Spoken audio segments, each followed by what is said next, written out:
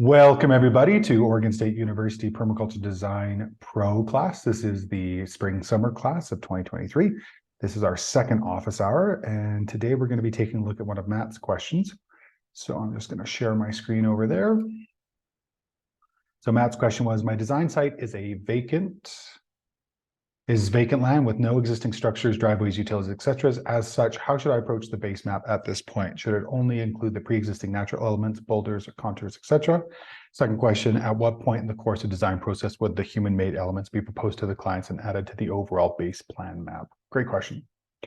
So we've got Matt's site up here. And so Matt, this is basically a subdivision off of what looks like a pre-existing site.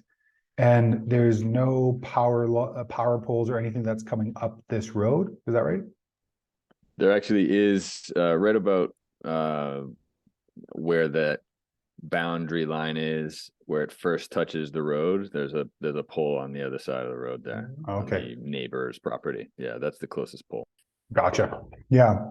So with a site like this, in terms of the base map, what I'd probably do, if the ground cover is pretty uniformed, is I'd put like a light green underneath with a description of if you know what kind of grass or forbs or whatever, and maybe you don't at this point in the course, and so you're going to develop that as you go on.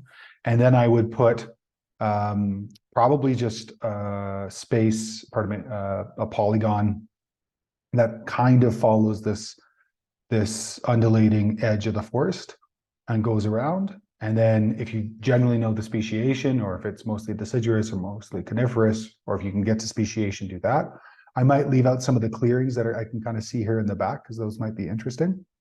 And then I'd probably put these little copses in here and along the edge and into this corner. And then I put in the road and I put in the power line. That's what I would do for the base map. And then if you can pull in the contours either from contour map generator, which is the free one, or if you know that there's higher quality data there, then definitely put that into the base map, and that'll be it. It'll be a pretty easy assignment for you. Okay, great. Yeah, that's the one thing I just wasn't totally sure. Yeah, now's the time to be including the other, proposed structures and what have you, or not. But that, yeah. So when we start in this process, it's always about what's existing and what's around us.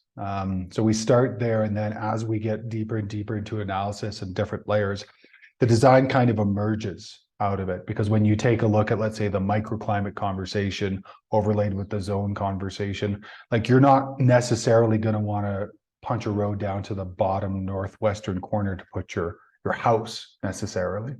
So generally there will be a conversation about, well, how do we stack and layer things close enough to the house and the road that it makes sense? But once we get some contours in here, then you'll have a sense of, at least I'll get a sense, you probably have already been there, but I'll get a sense of what can you see from the neighbor's perspective, how much further down the slope would you be, what kind of views do you want, because there's got to be some nice views around here. So all of those things will layer on, and then you're going, okay, well, now I know where generally the house is going to go, and generally where the animal shelter or the barn or whatever else. So that'll come into zone. Your plants will come into the plant assignment, which is, I think, 19, 20, 21, or 17, pardon me. 19 is zone 1, and then 21 is the final concept. Okay, thanks. Great. Yeah, but as you're getting like further into the course, if you've got a suggestion, you can always throw in an extra slide being like, hey, I'm thinking about this. Here's the reasons why. What do you see in terms of this? A lot of students will do that. They'll basically put in their suggestions and I'll give them feedback. Yeah, as we move along, I think it'll really help to kind of narrow down what the most logical, proper positions for all these things are. So yeah, looking forward to that. Yeah, and it's a back and forth, you put it down and then you have a conversation. It's the same thing that happens with clients. I'll put down what I think works on a site, and then we'll have a back and forth. And basically I'm an advocate for the land first, their money second, and their wants and needs third, which surprises people, but it's ultimately why people decide to work with me, because I'm always putting that land concept and context first. And then afterwards it's like, well, if you put that house there, you're looking at probably $200,000 worth of road. do you want to spend that money to have that spot? And sometimes people do. Sometimes that's the thing they want. But ultimately, we make suggestions, and if it's yours, you're making suggestions to yourself. And so that back and forth is important to make sure we don't get into something that is, call it unidirectional. Yeah, yeah, makes sense. Your second question there, at what point? Yeah, so that's it's 17, 19, and 21 are the three assignments that it comes into. Yeah, thanks. Awesome. Any other questions? Because it seems like it's just me and you today. Or anything else you wanted to chat about in terms of the course materials, or anything like that? Yeah, I mean, I started a week late, so I'm kind of getting in the groove of everything now. I've been working on the base map the last couple of days. And if on my side, I guess specifically, question would be, and I think you've touched on it on other videos that I've watched too, just, it's a larger site, and I'm debating whether to create a base map for the whole larger site, or just kind of zoom in a bit to where I think at least the initial phase of like work would be. Yeah. So actually I've been developing or building both, not sure which way I want to go, and maybe I'll just keep going in that direction. But I don't know if you have any thoughts or recommendations there. Yeah, I'll pull this back up again. So yeah, I think you're headed in the right direction here, in terms of the full map. I think generally when we're working at this scale, doing your microclimate and your zone map can be really useful at this scale. Definitely doing your water map at this scale. But then when you start to narrow in on design itself, what I would suggest is picking an area. So if you get down and you're like, well, I generally know that if I'm 20 or 25 feet this way and 30 feet this way, I don't see the neighbors because it looks kind of like a knoll or a hill, then this is generally going to be my major facility zone. Then I would just crop in on that and then just hit that really well. And then if you have extra time and if it's feeling easy, which it never is, it always, every single student from the moment they start this course, doesn't matter if it was less than it was before or more, always seems too much to the end because there's all of these possibilities and options. You could always come back to it, but building this base map now, I think gives you optionality going forward. So if you do want to work on a broader scale, or if you have a question about something on the broader scale, then I can respond to that, as opposed to it's not there, so I have to guess. So that makes total sense. And you see the next slide down is kind of the zoomed in a punch in section. There. Yeah, just kind of started playing with that last night. But yeah, it makes sense. I guess build the larger base map out with all the kind of elements and flow of things, no pun intended. Yeah. It's probably good. I'll focus on that at least for now, Yeah, the call outs or the close-ups or the details. Yeah, that's called so many different names, but yeah, I think that makes sense, because once you get to things like your once you get to sector compass, like basically you're going to take that big map and put it directly in there. Like that'll be a no-brainer. The microclimates, it's great to push your mind into the idea of, okay, in microclimates, what would go where?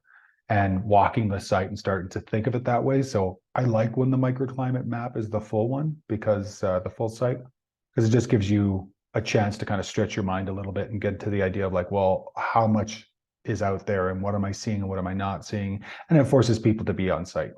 I think too many people think you can design remotely, and you can do a lot of analysis remotely, but until you put boots on the ground, it's really hard to have any level of confidence and reliability about your suggestions. So, and then once you get into zones, same thing. Zones will probably be pretty easy for you. Probably one or two zones, that'd be it.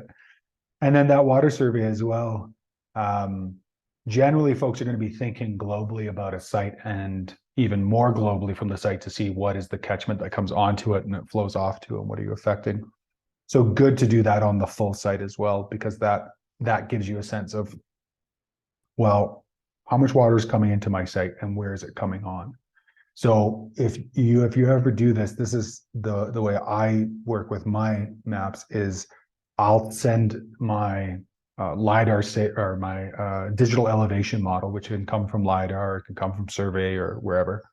And I'll run it through QGIS, usually with a third party. I use Paper Street Permaculture, Brent Smith, and he'll give me what's called a water catchment accumulator. So basically, it'll have these little lines. Actually, I should pull up Google Earth and I'll show it to you. It'll have these little lines that'll show total catchment. And so all I have to do is use that simple equation of 1 millimeter of water on 1 meter by 1 meter squared is 1 liter. It's a little bit more difficult in Imperial, but same general premise. And at that point, I know how much water potentially is running down this slope and onto this site. And that could be the make or break in terms of where we might want to pick up water, we might want to store water.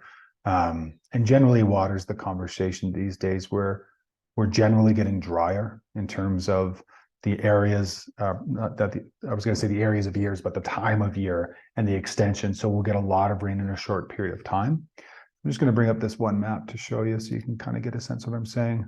So I'm not just making it up with words. Although ChatGPT should have this, right? We don't have to make any, we don't have to work anymore, right? Oh dear. Last week I had try and avoid that one for a little bit. Right. Last week I had my other class, and that was the big question on everybody's mind. They're like, can we talk about artificial intelligence? I'm like, we can. That is doable. So this is this map I was talking to you about. So this is a accumulation map. So basically it shows me catchment in meters squared. So as we're changing this color gradient, and the color gradient chosen for this one wasn't great. It basically shows as we're moving into the 90,000 to 350,000 catchment, like how much catchment is coming down. So for these folks, there's a couple of little areas for them to pick up water. And so similarly, something like that, I think, excuse me, on your site would be useful, because then you would see sort of that catchment story. Yeah, for sure. I've spent many hours on the site, and I'm having a hard time figuring out where the water is coming from and where it's going. And there's no like really specific streams or a couple of seasonal ones. So but it seems like everything's very moist. Yeah. Very wet generally. Yeah. But yeah, it's going to be interesting to figure all that out. Yeah, I'm curious to actually take a look at this. I'm going to pull it up here. I'm going to grab your, I don't know if you've got your coordinates here. It should be in there. There we go. Let's see if I can just snag the address and it'll work. Sometimes it doesn't, sometimes it doesn't.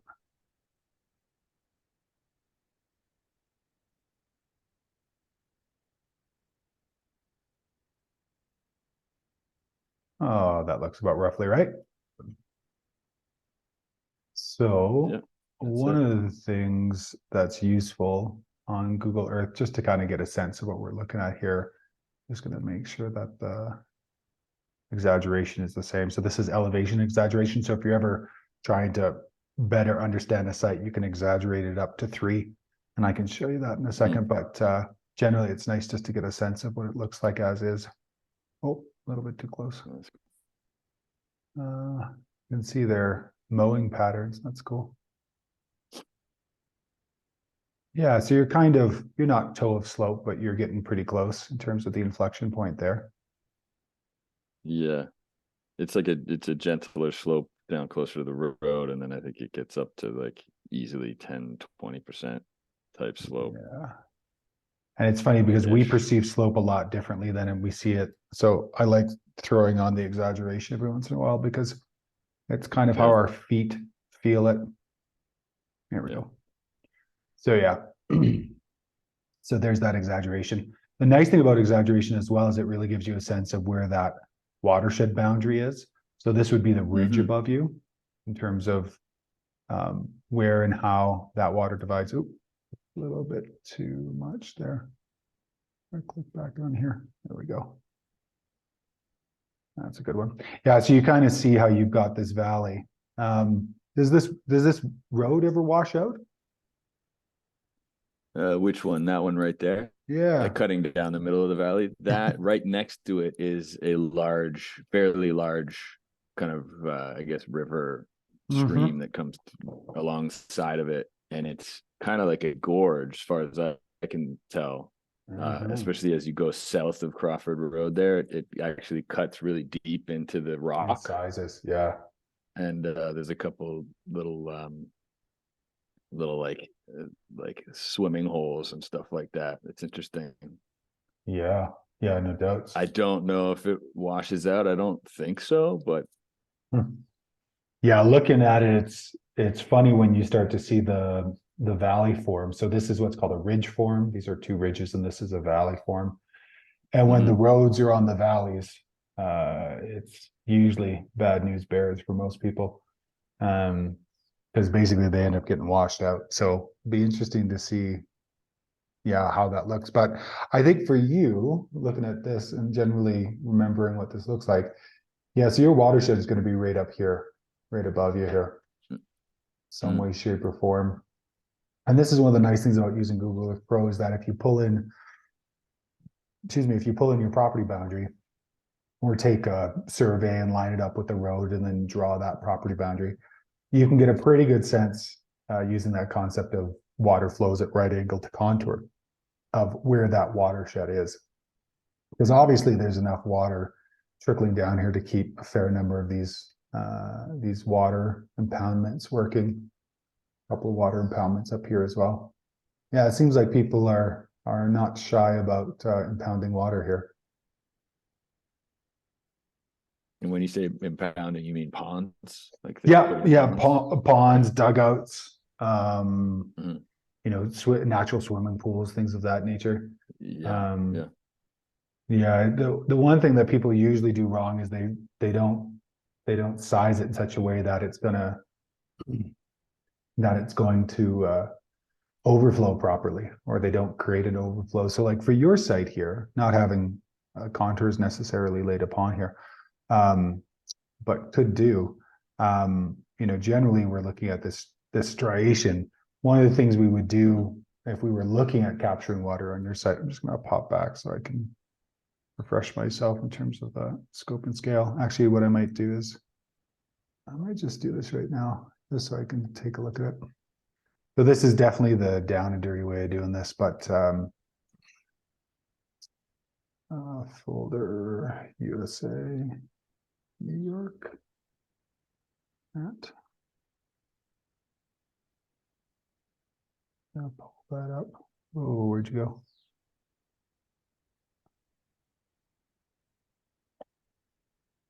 There it is. Yeah, the file folder system on Google Earth Pro is terrible. But they Work haven't. in progress. Yeah, they haven't seen fit to do anything different, so that's fine. So yeah, I'm gonna add a photo. I always forget if it's photo or image overlay is the one I want, but we'll pull it in all the same. So I'm gonna go in this screenshot I just took. See how this works.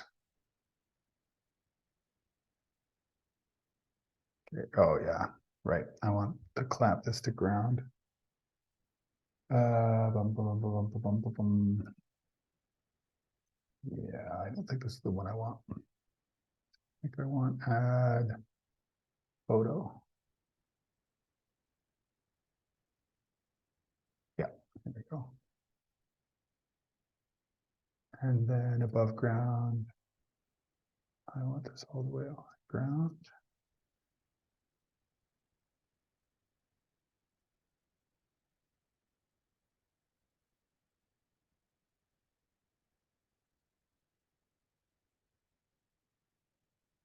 And this is the problem with using technology is that you end up having to relearn it every time you do it because they've changed it. There we go. That's the one I want. Okay. I'm going to turn off these guys. Keep this guy. And then I'm going to have to change the transparency on this one just so I can see through it a little. There we go. Oh, wow. It's actually pretty spot on. Yeah, that worked out nice. There we go. So I'm just gonna hold shift whenever I'm doing this. This is kind of the roughly right version instead of being precisely wrong. So we're just getting close enough so that way we can, yeah, that ain't bad at all, actually. Okay. So then I'm gonna pop the transparency back up. And then I'm gonna grab a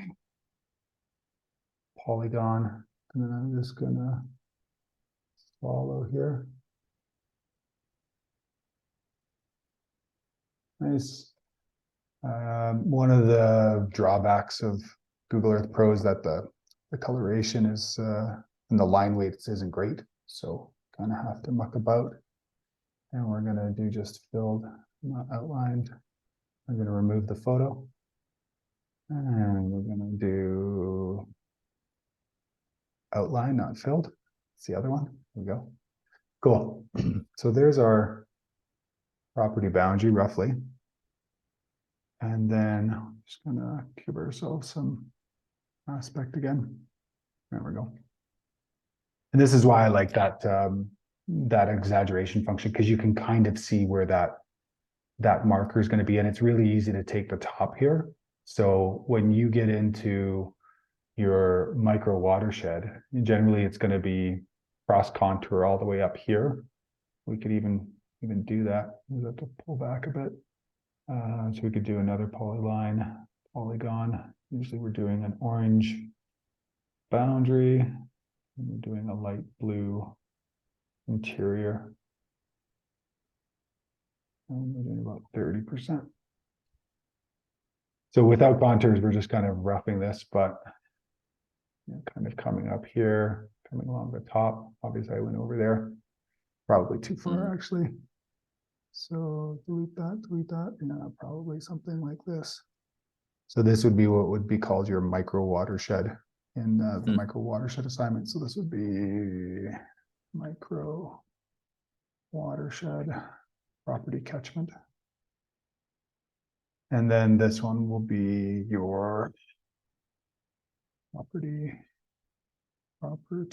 boundary. Never learned how to spell, so every time it's always the same. It's got to look at it and think about it. It's tough. That's not an easy word. Yeah, right. Yeah, you're very kind. Boundary. Roads. All right. Yeah, so there we go. Yeah, and probably not this. Looking at this now, this will probably not be correct. So it's probably more. You can always click on a point and then hit delete. And definitely the less points, the better, usually on all of our maps. That's not bad, actually. Yeah, so that kind of gives you a sense of potentially what might be coming down. Now, this doesn't take to affect roads or different types of cross pieces or anything like that. But the cool thing about this is you can go to measurements, miles or square feet, which is probably what we want to do in terms of total. So yeah, you're at 4 million square feet. So you put a little bit of water on that, now that's multiplied across that potential capture, and just being conscientious of where it comes in. So yeah, your site, I'd be curious about if you can put in an impoundment kind of higher up here. That gives you some pressurized water. That gives you enough head, that gives you some pressure, that brings you down to wherever you're at. I imagine the water table's got to be pretty high here. I think it probably is, yeah. Yeah. But I don't know for sure. Do you see that kind of, I don't know what you'd call it. There's that kind of a ridge. If you follow that neighboring road up the hill, up the mountainside, there's this kind of ridge that runs horizontally. Right here. It's kind of etched into the, just below that, etched into the kind of grass. This one here. Before the forest. Yeah. Yeah. My exploring kind of suggests there's a bunch of water that runs along that, and then down into kind of my property's forest, and exits in a couple of spots, kind of spreads out because the stream, it almost looks like a man-made. It looks like a logging road. Yeah. It looks like cross-cut logging roads. Like there's one here, there's one here. I bet you if we looked on the Oh, interesting. Yeah. We So a probably lot of see it as water is well. running along that now, and then down the hill is through the forest where I'm at. So Where that's actually this pretty property is. amazing, because what that means is that there's a pre-existing feature in the landscape that you don't have to put in, that basically takes this watershed and brings it onto your property. Right. So this is pretty amazing, because normally what we'll do in pond creations, so say we put something, I'm going to draw, actually I should draw in here actually. I'm going to do it this way. So say we decide to put in a pond, let's say roughly, using too many drawing tools.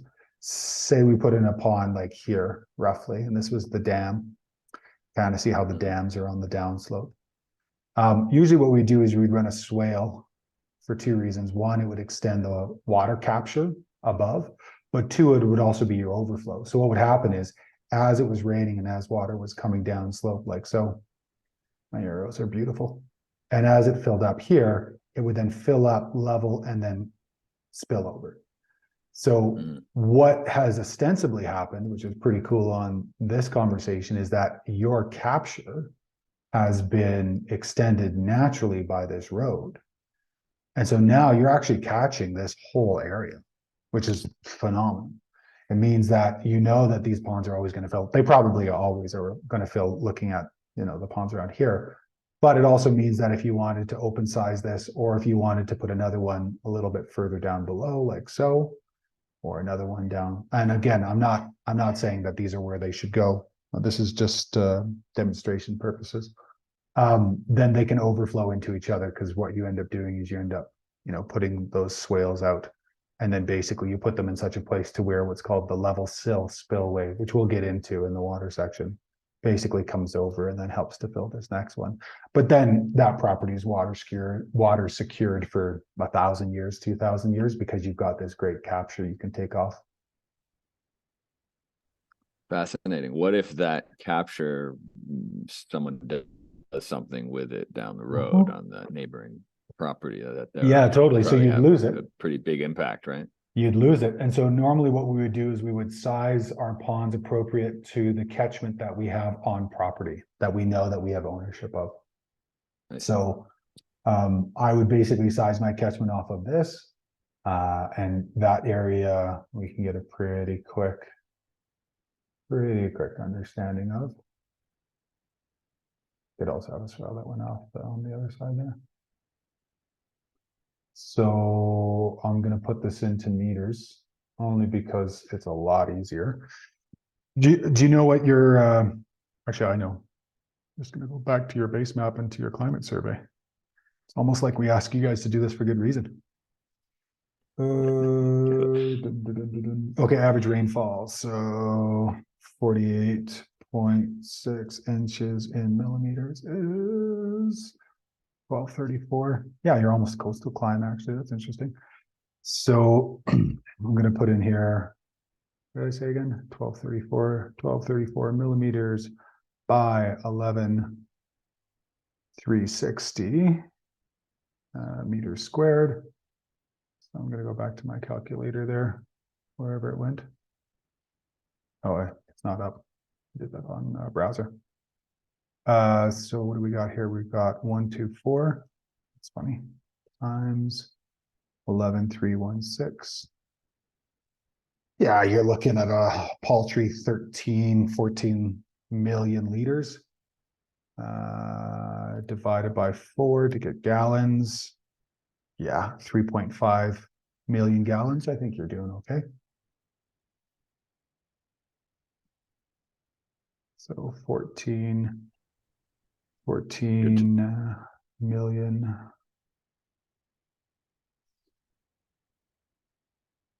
14 million liters, or 4 million gallons. So once you have that sense of your total capture, and the reason why I put this in here is, so if I want to, so what are we going to call this? We're going to call this proposed top pond catchment. And then we're going to copy that. We're going to put into the description. And when we say okay, that means when we click on this, it'll pop up now. It's a little hack. You just got to put it in that, that description. So now taking a look at 4,000 gallons, you could size that to hold up to 4,000 gallons, feeling pretty confident that it would fill. And then anything extra is golden. And so at that point, that might make that decision for you that you do want to do an overflow that comes down to a secondary pond. And the great thing about this is once you have that type of catchment and that type of volumes, then you can go to your local contractors. You can say, I'm roughly looking at this area. I'm roughly looking at this size. What's the cost going to be like for you guys to come out and do that? It's really fascinating. Are we going to learn how to do what you just did? Yep. Okay, great. Excellent. Yeah, No, it's very interesting. yeah, it's funny. There's so much water that falls on our planet. There's so much that comes down, and the majority of us just really don't know that that happens and don't take that into effect. But you've got this really interesting property. It looks like you got good neighbors, good conversation. You know, generally people look like they're into the activities that you want them to be into. But as I'm looking at this, you know, you're up high, they're down low. You're going to probably want to start to think about some shelter belts down around the corners and whatnot. Is there much wind that comes up the valley? I can't say I've noticed yet. Right. So I'm not 100% sure. Yeah, I would be starting to think about, you know, where are the shelter belts going to be? Somebody was smart enough to leave it on that boundary. And just, you know, there's going to be quite a bit of an eyeful of what the neighbors are doing, and it's nice to have that privacy piece. It also helps to stop desiccation. So animals can lose up to 40% of their body weight just due to wind desiccation, just because of the metabolic functions that happen when a being is under constant wind pressure and stress. So if you are thinking of having any kind of animals up here, and once you're into forest, you know, mind always goes to goats because there's food for them. Pretty much every other animal you're going to be either growing grass, which you've got a little bit of. You could probably have a couple of sheep. It's not too much, or, you know, probably one Jersey cow. I haven't really checked your property boundary here, but what's the measurements? Funny thing about Canadians is that we work in imperial and metric. So I worked construction for a number of years and we only used imperial, but then everything else I worked in metric. So yeah, 16.4 acres. So I'm just going to quickly just put in a polygon on the fields, and I'm going to be a little bit conservative only because the tree's going to take up a fair amount. So we're going to call this open field.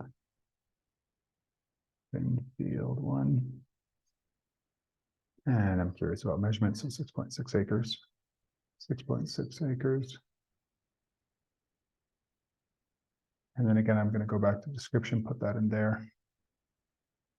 Yeah, so I'm not crazy about that coloration because it doesn't really tell me much. So I'm going to go back. Going to do green and green. Probably do dark green and do about 30%. Great. And then I'm going to turn off our macro watershed. That's kind of getting in the way of everything. And open field, how's it come on? So the color I wanted, I probably didn't like enter. Oh no, I did. Area. Oh, it's because it's 30%. It's got to be more. About 60.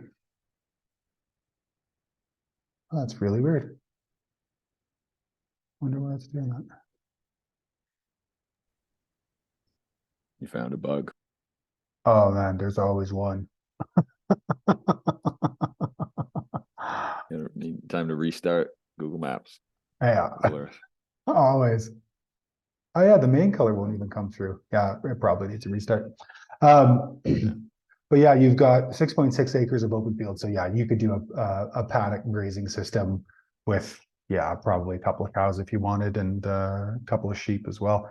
It's a fair amount of space.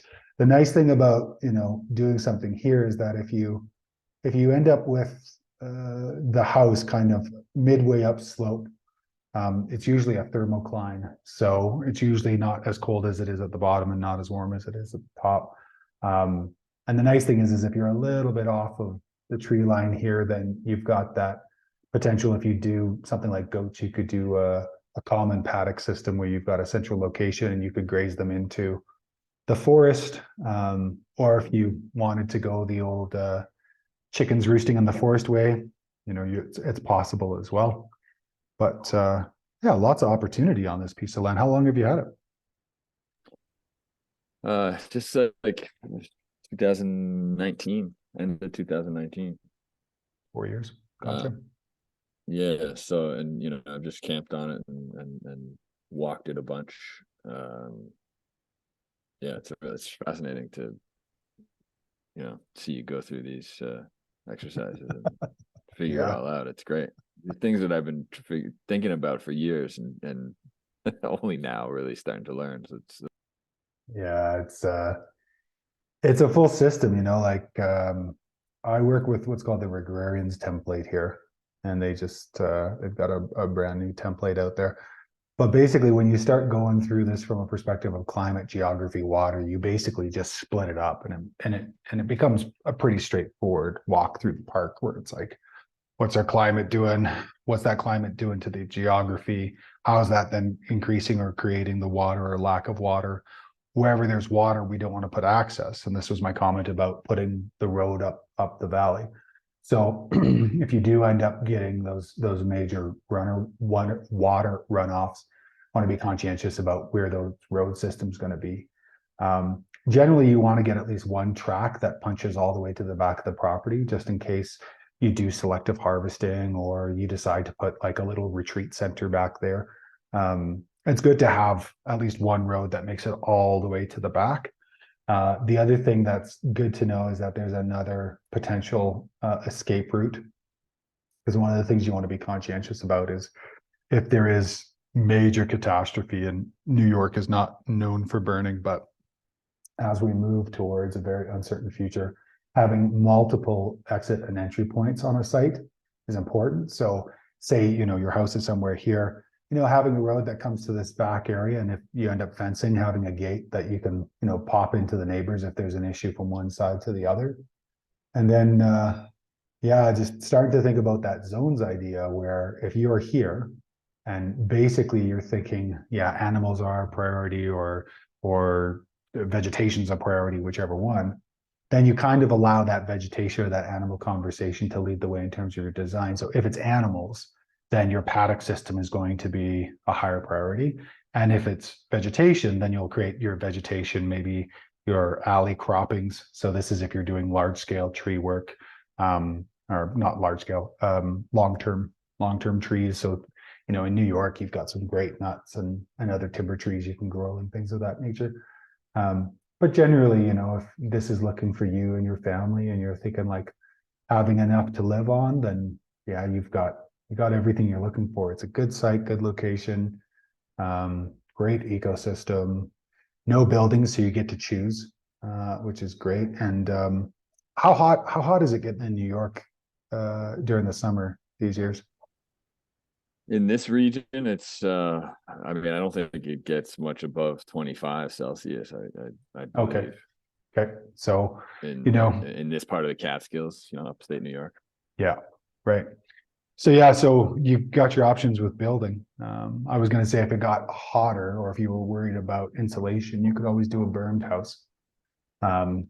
Just you've got the slope, so it tends to take care of, like, depending on how it's built, 30 to 60% of heating and cooling can be taken care of via the earth. There's about a 10 to 15% premium on burned homes, at least. So it's a trade-off, and it's an aesthetic.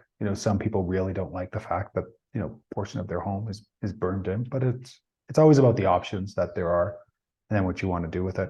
But so that's like using the slope and cutting into it. That's right. With a portion of your structure. Yeah. That's right. Yeah. So it's like if we were going to zoom in here, I'll pop the saturation again. Yeah, so say you end up on like this slope. I'm gonna minimize my face there. I can do this slowly. There we go. So yeah, I'm gonna turn off some of these things so they don't pop up. So what that might look like in terms of being in ground is you'd probably take an area and you'd cut it out. Let's do that better. Probably take an area, so like this, and then you would cut back. And so if you think of it being as a sloped area, basically the house will protrude from that. So basically it'll kind of be on slope across like this, and usually it's bermed up and over as well. But you'll cut out an area and then you'll be bermed back into the property. This is where things like the earth ships from Michael Reynolds down in Taos, New Mexico, come in. But there's also other ways of doing it. It's just it's one of the many options. Like I think at this point everybody should be playing with what's called passive house, PASSAIV, out of Germany, which are just simple ways to be able to reduce that that utility load the moment the house is built. So that way you've got, just a little bit extra, have the house kind of stand on its own two legs, so to speak. It sounds like, kind of an alternate to a walkout basement, which everyone loves. Yeah. Apparently, right? Like in a slope like this. Everyone I've talked to about any type of build on that site is like, yeah, definitely it's gonna be a walkout basement, right? Yeah. Is that true though? Yeah, that's definitely going to be the case because of that slope. Generally, you're going to berm a good portion of the house into it. And so I would say, a walkout basement is going to be the colloquial way of saying a slightly bermed house. They're going to put a little bit of the house in there, but generally the roof is going to protrude. It's going to look like a house with a little bit of the material that's in there. The amount of the house you put into the earth will change its insulative value, its ability to hold on to heat, to give off heat, to resist hot summers, things of that nature. But generally, if you're not dealing with those things, it may not make sense in terms of the premium. And then you've got to find a specialized builder and all of those things. But it's just one of those things to consider, because when you're looking at it, you're going, kind of makes sense in the way you're looking at it. Especially if you're going to be doing anything like in-ground greenhouses. And if you're going to go beyond just like a regular hoop house or low polytunnel or whatever, then definitely if you're going to spend the money, going in ground makes a lot of sense. Going with something called a geothermal battery, where you take the hot air that's produced in the summer, you blow it with fans down into the ground, and it's insulated. It's an insulated chunk of the earth. And then that heat is released slowly throughout the winter. And there's like high tech and low tech ways of doing this. But I think all of those make pretty good sense on a site like yours. If you're, whatever your goals are, if you're looking for both food security or food sovereignty or things of that nature, then, a 4-season greenhouse makes good sense. I have an aversion to cutting down any tree. Should I? Is that am I crazy? I mean, especially establishing the kind of the overall plan for the site and structures and so forth. I want to avoid cutting them down, but in some circumstances, I guess it's necessary, right? Yeah, so I'm always looking at it from the biggest picture possible. And so, say this is you and your family. I don't know how many people in your family, but if you're trying to take care of yourself and your family, have a little bit of surplus, share with neighbors, maybe create a product, either raw materials in terms of vegetables or animals or value added, and basically you're localizing more and more and more of what your ecological footprint is out there in the world. And if part of that means you're moving trees or removing trees completely, that for me, in terms of an ecological outlay, makes really good sense. So if your food miles, because the average food comes like 2,600 kilometers or 1,500 miles, if you're reducing that for the majority of your foodstuffs and your family's food stuff, and you're teaching your kids, or you're teaching the neighbor's kids, or you're teaching your spouse or whoever's with you about this process, there's a cascade effect of that. So we need to remove a couple of trees to put in another animal shelter. And on your site, this is the other cool thing, bermed animal shelters. If you take a look at Sepp Holzer's, Seppholzer, Holzer, Holzer, his bermed shelters probably makes really good sense in that sort of slope. And then the other thing to think about is most of those forests, if they've been cut once or twice, they're coming back usually in a pretty interesting mosaic pattern. It's not usually in a managed fashion, and so a little bit of thinning to help as you start to understand your forest ecology to bring up a successional layer that you're wanting to move the forest towards is not a huge issue. When we take a look at succession with forest and ecology, it's always light penetration. So forest will get stalled if there's too much crowding, or if it was planted monoculture or monocrop after cut. So starting to understanding, we'll get there. Assignment 17, I think, local ecology survey. We'll get there in terms of what's the natural Catskill forest that's supposed to be there, and then what are you seeing?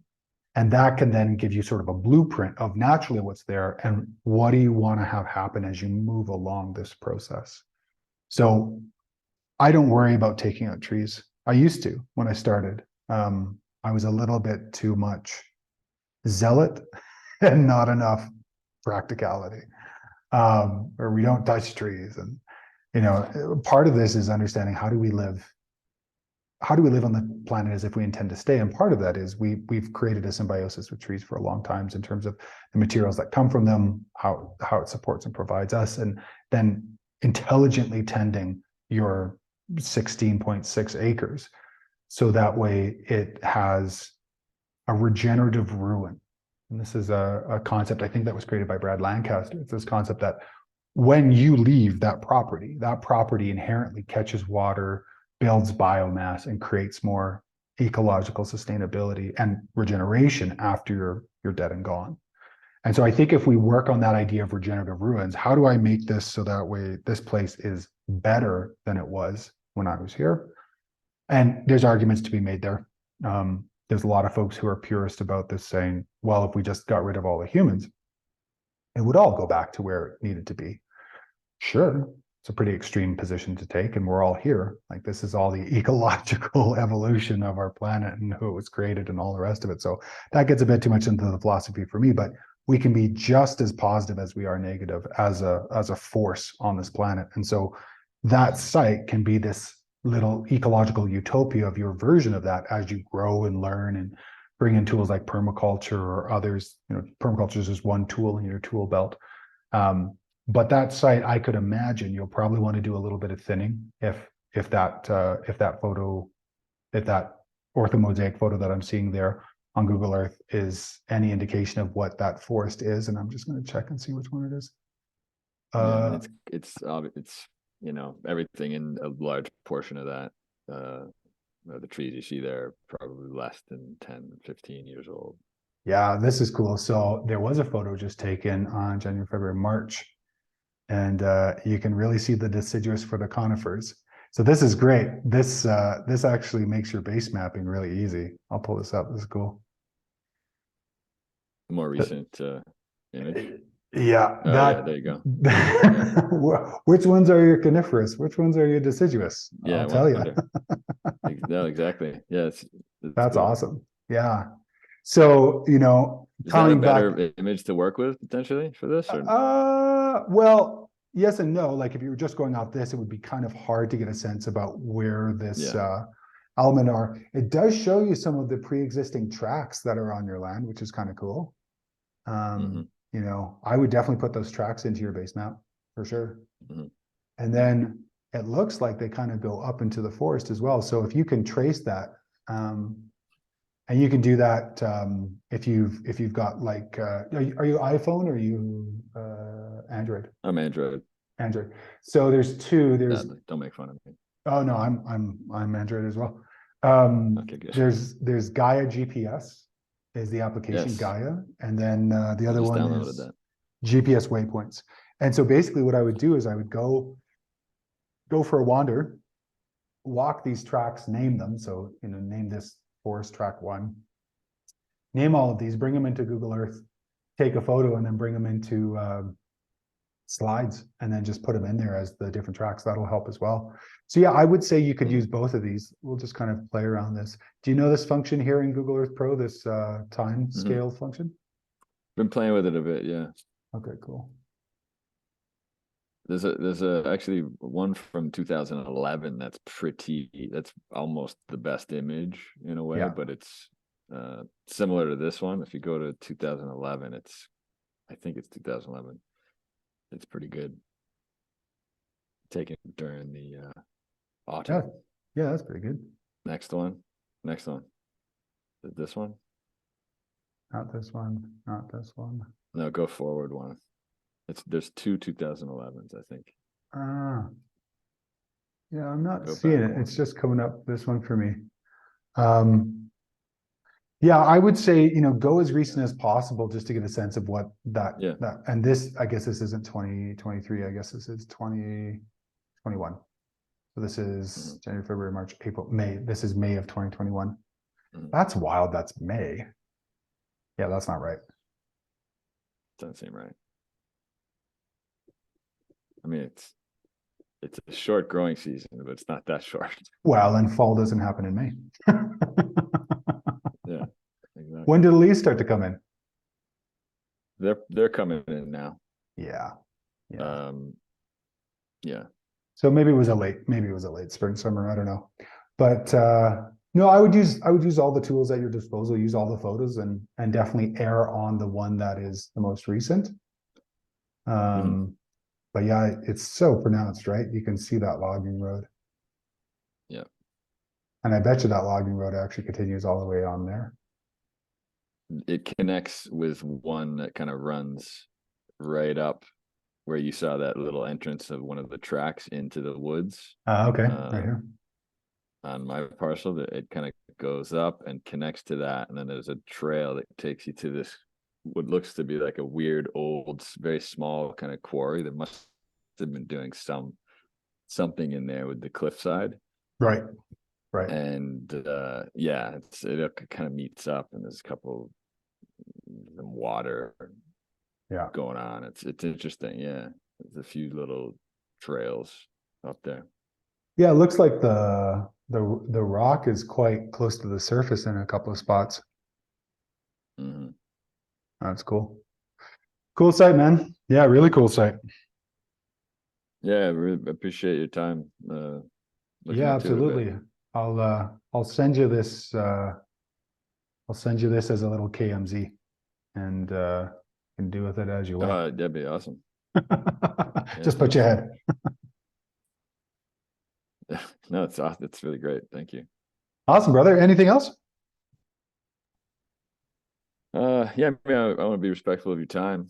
I don't know how everyone else in the course is feeling about this show, but yeah, I mean, yeah, I think that's good for now. Honestly, I'll have many more questions to hit you up with down the road. Awesome. Sounds good, man. Well, nice to have a little one-on-one and a little bit more time with you. And yeah, any more questions, just put them through that that last slide, that Q&A slide, or just send the questions direct. Yeah. Thank you so much. I appreciate it. Rock on, man. We'll see you in a couple of weeks. Okay. Okay. Take Thanks, care. Javin. Bye. Take care. Bye.